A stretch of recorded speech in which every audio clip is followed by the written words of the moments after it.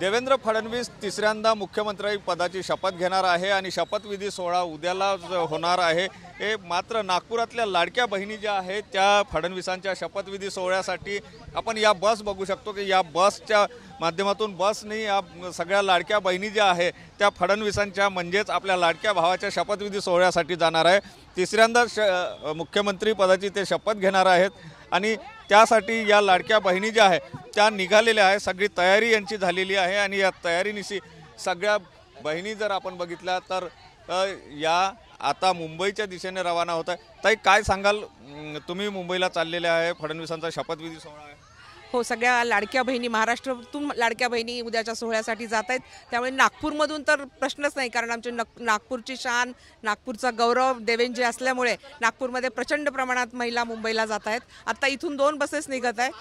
काही महिला डोरंटोनी जात आहेत, काही महिला आपले स्वतःचे वाहन घेऊन निघाल्या आहेत। त्याच्यामुळे महिला अगदी उत्साहात मुंबईला निघालेल्या आहेत। नक्कीच महिला उत्साहात आहे। आपण जरा बसमध्ये जाण्याचा प्रयत्न करूया की या महिलांचा उत्साह जो आहे तो आपण या ठिकाणी बघण्याचा प्रयत्न करूया की कशा प्रकारे या महिला ज्या आहेत त्या या ठिकाणी निघालेल्या आहेत। आणि या ठिकाणी आपण बघू शकतो की या बसमधून या महिला ज्या आहेत त्या आता प्रवास करणार आहे आणि जवळपास 8 ते 9 तासाचा प्रवास करून या सगळ्या महिला उद्या सकाळपर्यंत म्हणजेच शपथविधीच्या आधीपर्यंत मुंबईला पोहोचणार आहे। आपल्या लाडक्या देवाभाऊचा शपथविधी सोहळा त्या पाहणार आहे। काय यांच्या प्रतिक्रिया आहे हे जाणून घेण्याचा प्रयत्न करूया। काय सांगाल, तुम्ही मुंबईला निघालेले आहे लाडक्या भावाच्या शपथविधी सोहळ्यासाठी? आमचे लाडके भाऊ देवाभाऊ आहे आणि त्यांनी ज्याप्रमाणे आम्हाला लाडक्या बहिणी बनवल्या आहे ते आम्हाला एक विशेष पद आहे आणि त्या पदाचा आज आम्ही उत्साह साजरा करून राहिलो। काय भावना? आमचे लाडके देवाभाऊ यांनी अतिशय महिलांना सक्षमीकरण एक आर्थिक सक्षम बनवलेला आहे लाडक्या बहिणींना। त्याचा आम्ही उत्साह साजरा म्हणून आम्ही मुंबईला निघालेलो आहोत। उद्या सकाळी आम्ही शपथविधी समारोहामध्ये उपस्थित राहू। आम्हाला खूप आनंद होत आहे। जवळपास 8-9 तासाचा प्रवास करावा लागणार आहे। तुम्ही सगळ्या ज्या आहेत त्या तयारीनिशी निघाले?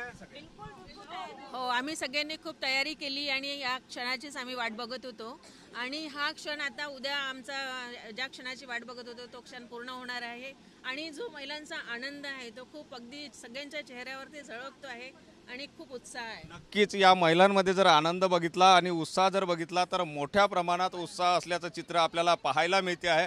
या सगळ्या महिला ज्या आहेत त्या बसच्या माध्यमातून आता मुंबईकडे रवाना होत आहे आणि आपल्या लाडक्या भावाचा शपथविधी सोहळ्याचा अनुभव जो आहे तो त्या ठिकाणी उपभोगणार आहे। कॅमेरामन सचिन सयामसह सुनील ढगे, TV9 मराठी, नागपूर।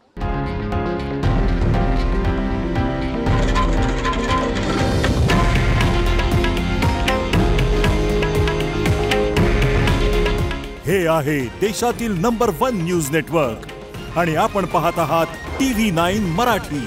काळजी तुमची, हित महाराष्ट्राचं।